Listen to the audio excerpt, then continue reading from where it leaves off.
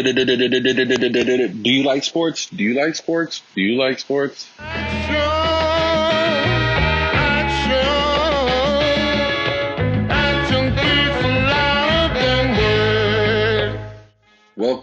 Welcome back to the Let's Talk About It podcast. This is episode 2, and we're going to get into all your favorite sports today, going from the Cubs trade deadline, their fire sale, also what the White Sox did, everything about the Bears training camp, the Bulls moves, all the latest here in Chicago, even Marc-Andre Fleury going to the Blackhawks. So check in. I hope you like it. Now, I will have to say I'm going to have to do the typical YouTube thing. And make sure you like and subscribe. Make sure you hit that notification bell. Make sure you comment below if you have anything to say. Show some love to the Sports Talk Chi-Town. And again, this is the Let's Talk About It podcast. This is episode 2. Very special. Now, going into all the Cubs details, just to get into the things, we traded away our main core. We traded away Javi Baez. We traded away Kris Bryant. We traded away Anthony Rizzo.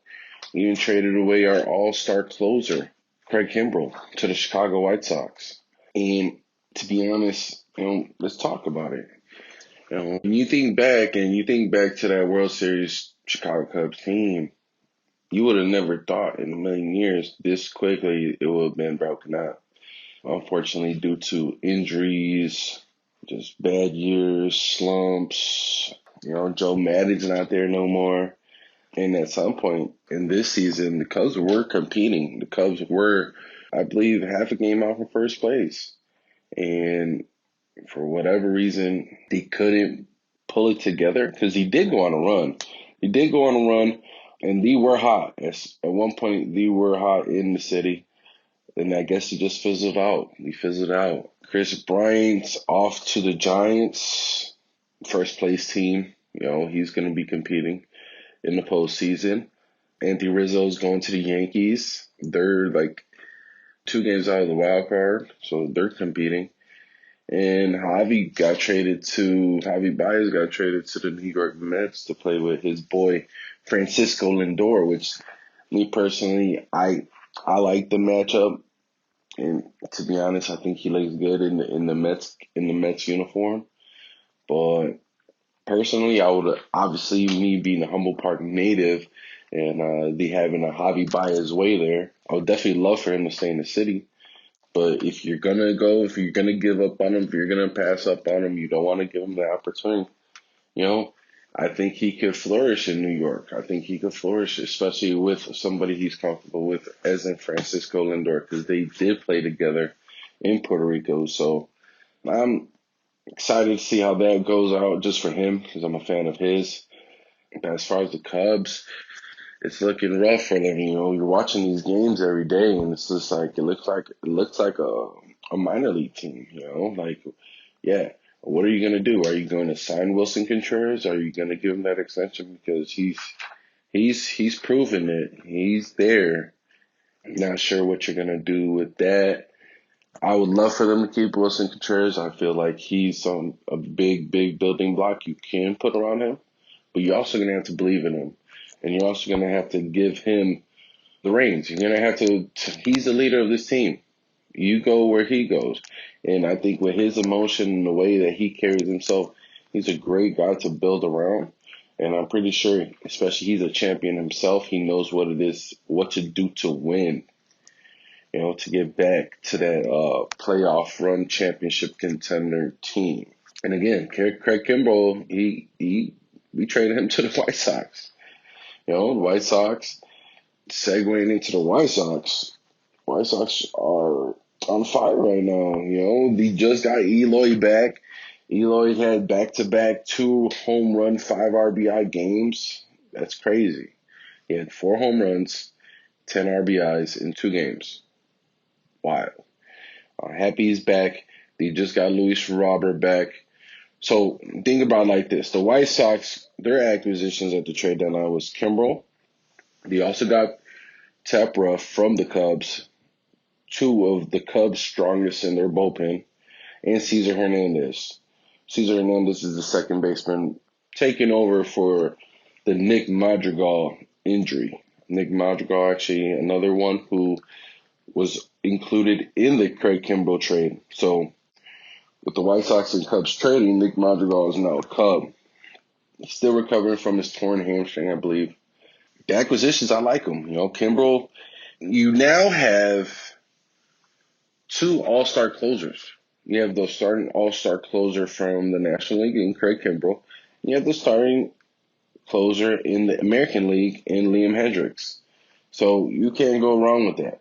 That's a dominant move. Shoring up your bullpen. Tepra, strong point. You're adding to that. I believe they traded Cody Hoyer also.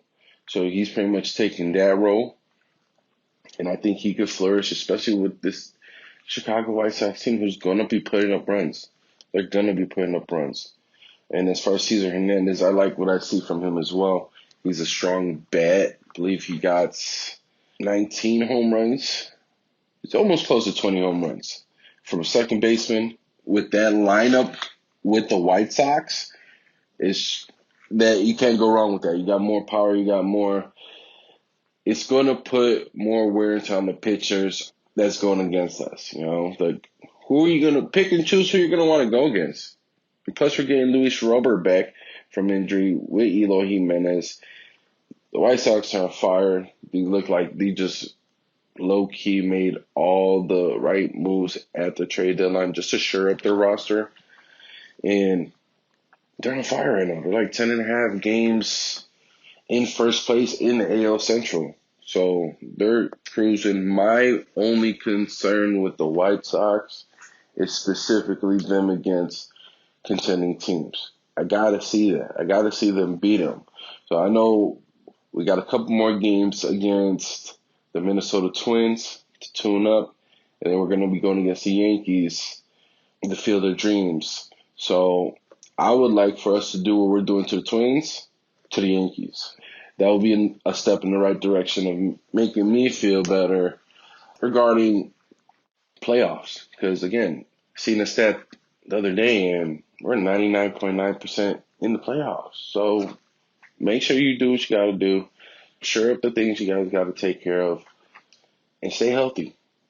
That's all I'm focused on with the White Sox. We're still in August, getting ready for that September, October push. So, and we got, believe it or not, you're going to have to give credit where credit's due. Tony La Russa, I was a big skeptic on Tony La Russa, but we are at 21 games over 500 with all the adversity that they face, that they've been doing their thing. As far as being a fan, you can't complain with the results that you've been getting from the White Sox, with the Yermy Mercedes, with all the injuries. And this is what we're still doing. So now, again, we're already 20 games up in 500, and we're getting Eloy back. We're getting Luis Robert back. We got a Craig Kimbrel. We got Ryan Tepera. We got these guys coming back to contribute for this championship run, because it is what it is. The White Sox, on paper, match up with everybody in the MLB. And it's unfortunate, but it's just it's a vice versa from the Cubs. Unfortunately, the Cubs are sellers, and they're trying to start something new, and the White Sox are trying to get a chip. And you can't be mad at that as a Chicago fan. Moving on from the White Sox are on fire. Now moving on to your Chicago Bears, they're in training camp right now. They're getting ready to get the Miami Dolphins to come into town and get some good looks, get some good competition. I know Coach Flores on the Dolphins, he's going to bring them boys ready to play and ready to work, So I actually like that matchup. I'm really knocking on wood that we don't get injuries or crazy injuries, because that's usually what happens when you start tuning it up. First preseason games this Saturday. I'm definitely going to be watching. Definitely looking forward to watching Justin Fields do his thing. I know he's going to get a lot of reps, which I'm pretty excited about. And as far as seeing our offense, hopefully our offense could do what they're supposed to do, especially, and again, you're going against the Miami Dolphins defense, which aren't no bums. They're gonna come play. They're gonna come bring their hard hat. So hopefully, got my fingers crossed we do our thing, and I'm pretty confident that we will. And definitely make the fans take ease up off Andy Dalton, because I'm pretty sure he got control of that Chicago Bears offense. Things I'm also looking forward to is the Sean Desai effect. See how this defense goes. Seeing a video the other day of Sean Desai is very active, very, very good energy. He's bringing a lot of good energy. He wants people touching the ball, wants Roquan touching the ball, wants Bilal touching the ball. Yes, you want them to envision it, manifest it. I'm totally with it. I love the energy. I'm definitely looking forward to it. I'm hearing nothing but great things about the guy. And he deserves it. He's been here since the Trestman era, so he knows the do's and the don'ts. He did come from Vic Fangio, and he also saw from Mel Tucker, which you guys will find out. I'm not the biggest fan of Mel Tucker. He was straight trash and probably won't put up the worst defenses I've ever seen in Chicago Bears history. Other than that, I'm happy with Sean Desai because he comes from the Vic Fangio tree. And he got experience with the club, and he's been there for 10 years. Definitely eager to see what he got going on. Also see the receivers, because this offense goes as far as these wide receivers go, You guys going to have to separate. You guys going to have to make plays. As far as we already know the guys. You got A-Rob. Hopefully we extend him very soon. We also got Darnell Mooney, who emerged from last year being a rookie. But this year's acquisitions got Marquise Goodwin, Olympic track field speed. Damiere Byrd we got from the New England Patriots. And, Riley Ridley, Javon Williams. Those are the people I'm taking serious as far as competition, like who's going to be playing on Sundays. So see who makes those next steps in the preseason game. I heard Goodwin got injured, or he has like a sore foot, so hopefully that doesn't keep him out too much, because I was hearing a lot of great things about him. And we're also starting pads, they're putting the pads on. We're going to get some thump. We're going to get some thud.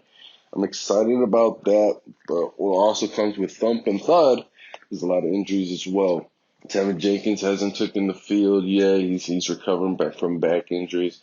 And to be honest, I feel like this year for Tevin Jenkins specifically, he just needs to get in right shape, figure this thing out. We do need him. Don't get me wrong, we do need him, but we also need him for the longevity of want him to be our left tackle for the next decade. So if he's stiff now, you get him right now with all the money we got there in Hallis Hall with the trainers, staff, and everything he needs so he could come back and be able to be productive. And as far as the preseason, I'm just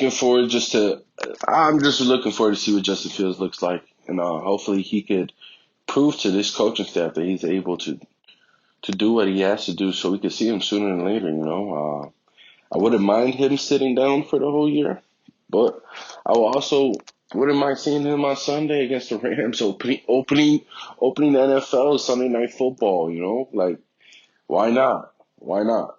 It's funny because you look at Chicago sports right now, and low-key, the telescope's on us. The telescope is on us.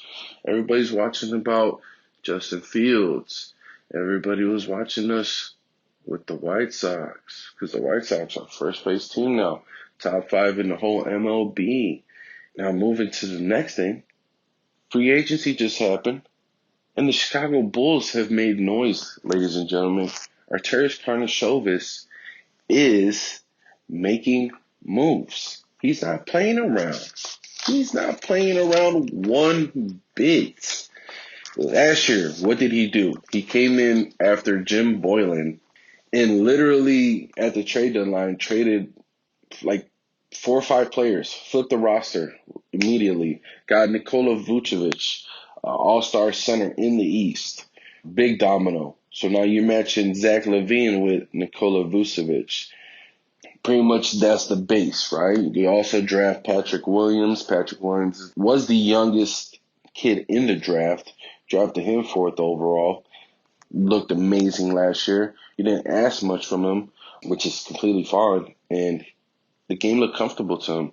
I'm actually a huge fan of Patrick Williams, aka the Paul, and I'm eager to see him. I actually saw him in the preseason game yesterday. He looked like he trimmed down, which I'm kind of curious about to see will he still be a 4 or will they put him at a 3? Because he looked like a 3 yesterday. He just looked just lanky and just just long and athletic. So he looked like a real 3, to be honest. Last year he had a little bit more weight and he looked like a solid 4. This year he looked like a solid 3. Yesterday looked amazing, did his thing, almost had a double-double at halftime. I'm not worried about Patrick Williams whatsoever. I'm very excited to have him. So we got Zach LaVine, we got Nikolai Vucevic, we got Patrick Williams. What does Karnisovas do? He goes and immediately, which kind of to the Bulls' detriment, signs Lonzo Ball immediately within 5 minutes of free agency. Lonzo Ball coming to Chicago as that primary ball handler, and he's going to get everybody involved. He's going to unlock more of Zach LaVine. He's going to unlock more of Nikolai Vucevic. Definitely use Patrick Williams in the lob. Use Patrick Williams in the cutting. That's just off of that with what we have. Also, Lonzo Ball, we get DeMar DeRozan. DeMar DeRozan been averaging 20 for the last 10 years. DeMar DeRozan is a bucket getter. DeMar DeRozan can also take the stress off of Zach. You don't need to go take that last shot. They're going to double you. Guess what? I'm right here. I can go get this bucket. I can go catch a body in the paint. They make a dunk too. He's going to give us some highlight plays too. Also with DeMar DeRozan, we also get Alex Caruso. We get the Caruso in the city, in the UC. You will see soon. That boy's athletic. He's gonna bring the juice off the bench. Also going with Kobe White. We still got Lauri Markkanen for right now. He's been bitching and complaining like he wants to get out. Whatever, we will see. But you're seeing this roster we get. We also got Tony Bradley. We got a center. Looking at the summer league, we got Mari Spellman. I don't know. I doubt he's gonna probably make the roster. Marko Sminovic coming from Serbia. Got a couple ball players, and I'm very excited and very pleased of what we did in free agency. And it just goes to show you, in 16 months, right? 16 months, less than 2 years, you completely flip this roster. 1, 2, you give it hype. You give the city a good energy. You're trying to change the narrative. And that's all you could ever ask for from your team. Is you're trying to get better and you're just giving us talent. I know I'm going to a couple Bulls games this year. Very excited. Super excited. And only imagine this is what he did in less than 2 years. So imagine what the rest is going to look like. We also draft Ayo Dosunmu from University of Illinois, Morgan Park. He's from the hometown. He's a hometown kid. It's very exciting the things that we're doing in the Chicago Bulls organization. We're doing all the right things. And the wild thing about the free agency part, right? There's a lot of kickback regarding, he did it so fast and blah, blah, blah. And then what came out? An investigation. They're supposed to file an investigation against the Bulls regarding Lonzo Ball because he did it so fast. He agreed so quick. It was kind of sus, but I'm excited. We got the deal done. We made the deal happen. And that's all you could ask for. And again, you think about it, Karnisovas came from Denver. And you look at that Denver Nuggets roster from top down, even in the summer, they got talent. He knows how to find talent. Another thing with Karnisovas, what did he say last year? Under Boylan, we had one developmental guy. We had one developmental coach. Karnisovas bought in a team, developmental team. So you got a couple guys working with the wings, couple guys working with the centers, with the bigs, couple guys working with the guards. You're continuously going to get better, and that's another thing with the Patrick Williams. He cleaned out his diet. He built his nutrition up. He looks more leaner. This is what it's the journey, man. You think about Lonzo's 23.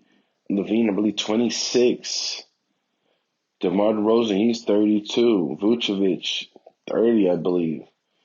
It's a mixture of vets and young guys, and the energy is good. I'm excited. Super excited.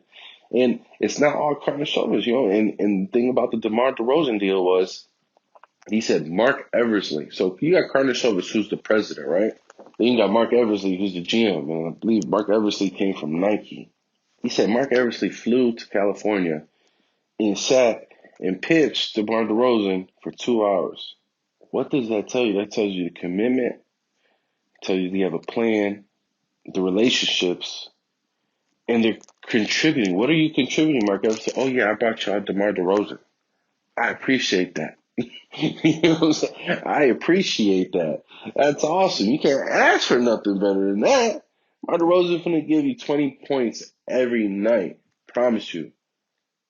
Easily. So it's a very exciting thing for the Chicago Bulls. I'm just super stoked about it. Now, you're going to hear things as, are we contenders? Yes. If we're in the playoffs, we're contending, man. If we're in the playoffs, we're contending. This isn't football where you could get hot and win 5-6 games. But we're going to be in the playoffs. We're going to be able to learn from it. You got Lonzo Ball in the East, Lonzo Ball in the playoffs. Excited to see that. You get Zach LaVine in the playoffs. He could build off of that. DeMar DeRozan has been in the playoffs. He's a vet. I'm excited. And Billy Donovan. We're not even talking about Billy Donovan. He's a legit coach in the NBA. You got to respect him. So we got the right pieces. We just got to keep making those proper steps moving forward. As far as, and to be honest, I had news on the Blackhawks. I don't know much about hockey. I'm not going to say that I do, but I am reporting for the Chicago sports teams. So the NHL, under that, Blackhawks. I know they got two wingmen. More importantly, they got traded Marc-Andre Fleury, who's a Hall of Fame goalie. And from what my knowledge is, and what I always heard in the past was, Crawford was getting older. He was getting older. He wasn't his old self. So I don't know how the Blackhawks fans will feel about Marc-Andre Fleury. I think he's a legit guy, considering the fact that they have a Marc-Andre Fleury award. So anytime your name is with an award, that means you're a good guy. And you're coming to the Chicago Blackhawks, which still got Patrick Kane, still has Jonathan Toews. So you still have these building blocks, these faces of the franchise. So, God willing, hopefully everything works out there. I did see footage that he's more excited to come in and work with the guys. There was questioning regarding if he was happy about being traded to Chicago. I know he said he was blindsided, and they were also questioning if he still wanted to play hockey. It looks like he's going to be playing this season, so I'm definitely excited to see how that plays out. Hopefully he could use that as motivation for his team trading him, Las Vegas Knights. And he could go ball out for the Blackhawks. Do it one time for the city. Marc-Andre Fleury, why not? So, yep, that's today's episode of the Let's Talk About It podcast. Just bringing to you guys all the latest on these recent moves in the Chicago sport teams. Now, again, make sure you like and subscribe.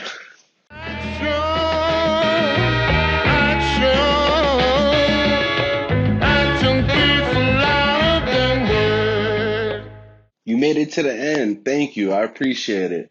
You can also follow us on Facebook, Instagram, and Twitter. I said,